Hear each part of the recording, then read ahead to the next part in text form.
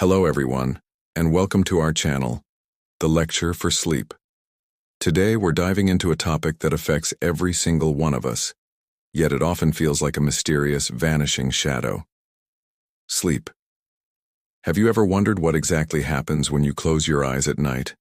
Why do we spend nearly a third of our lives in this state? Is it just a simple shutdown, or is there something more profound going on? Well, get ready, because we're about to pull back the curtain on the incredible world of sleep. Let's start with the basics. Sleep isn't just about resting your body. It's a highly active and complex biological process, crucial for both our physical and mental health. Think of it like your body's nightly maintenance crew.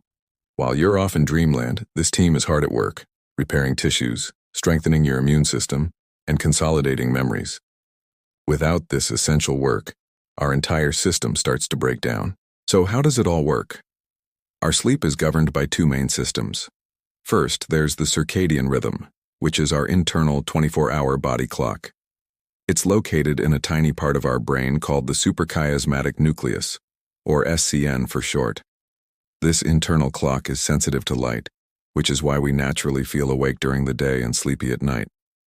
This is also why looking at bright screens from your phone or computer before bed can seriously mess with your sleep schedule.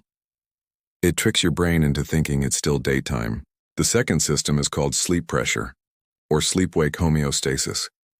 Imagine a chemical called adenosine building up in your brain throughout the day. The longer you're awake, the more adenosine accumulates.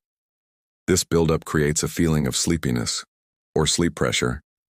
When you finally sleep, your brain clears out this adenosine, so you wake up feeling refreshed.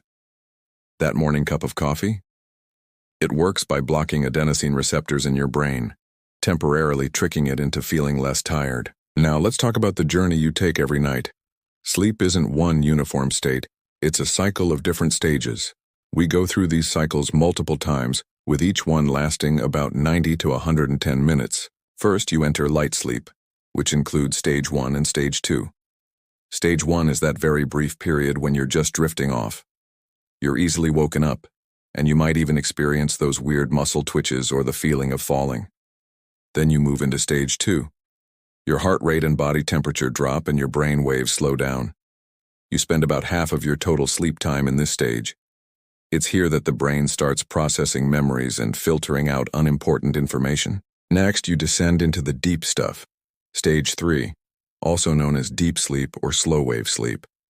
This is the most restorative part of the sleep cycle. During deep sleep, your body is in full repair mode. It's when growth hormone is released, tissues are repaired, and your immune system gets a major boost. Waking up from deep sleep is tough. You'll feel groggy and disoriented. Getting enough deep sleep is absolutely vital for feeling physically rested and recovered. And finally, we arrive at the most famous stage, REM sleep, which stands for rapid eye movement. This is where the magic of dreaming happens. Your brain activity during REM sleep looks remarkably similar to when you're awake. Your eyes dart back and forth behind your eyelids, your breathing becomes irregular, and your muscles are temporarily paralyzed to prevent you from acting out your dreams. REM sleep is crucial for emotional regulation, problem solving, and creativity.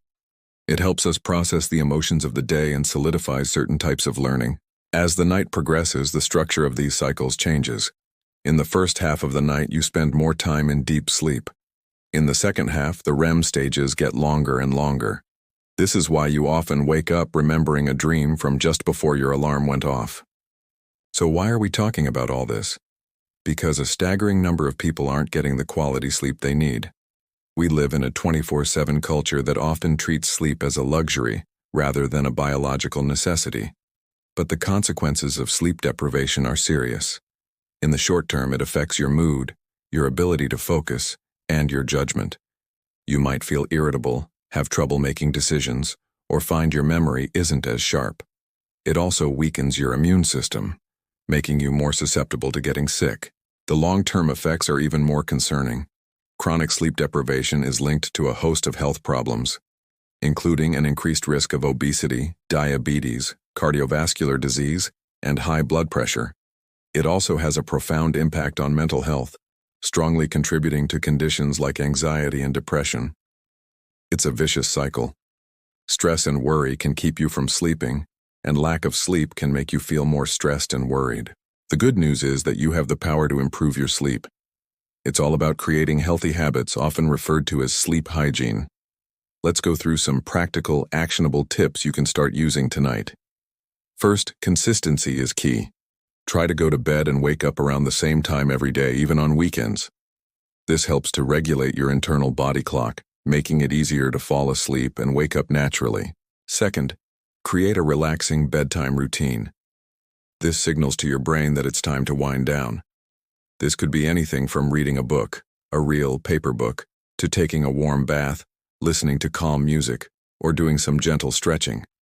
The important thing is to avoid stimulating activities, especially those involving screens. The blue light from phones, tablets, and TVs suppresses the production of melatonin, the hormone that helps you sleep.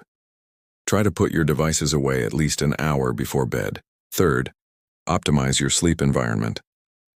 Your bedroom should be a sanctuary for sleep. Make it cool, dark, and quiet. Blackout curtains, an eye mask, or earplugs can be incredibly helpful. Make sure your mattress and pillows are comfortable and supportive. Your bed should be reserved for sleep and intimacy only. Avoid working or eating in bed, so your brain strongly associates it with rest. Fourth, watch what you consume. Avoid large meals, caffeine, and alcohol close to bedtime. Caffeine, as we know, is a stimulant that can stay in your system for hours.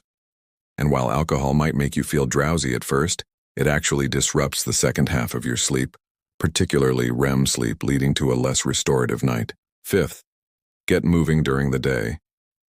Regular physical activity can significantly improve your sleep quality. It helps reduce stress and anxiety and promotes deeper sleep. Just try to avoid intense exercise too close to bedtime, as it can be stimulating for some people. A morning or afternoon workout is ideal. And finally, manage your mind. If you find yourself lying in bed with your thoughts racing, try not to fight it. This can just create more anxiety about not sleeping. Instead, get out of bed for a few minutes and do something relaxing in low light, like reading or listening to quiet music until you feel sleepy again. Mindfulness and meditation practices can also be incredibly effective at calming a racing mind before bed. There are many guided meditation apps and videos available specifically for sleep. Remember, improving your sleep isn't about being perfect every single night. It's about building a consistent pattern of healthy habits that support your body's natural need for rest. It's an investment in your overall health and well-being.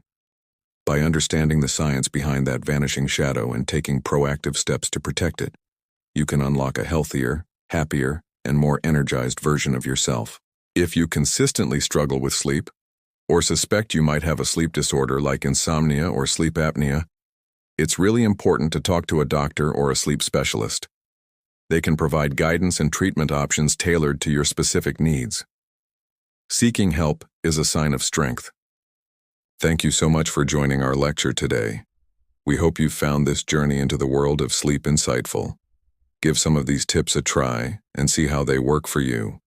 If you found this video helpful, please give it a like, subscribe to our channel for more content, and share it with anyone who might need a better night's rest. Sleep well, and we'll see you in the next video.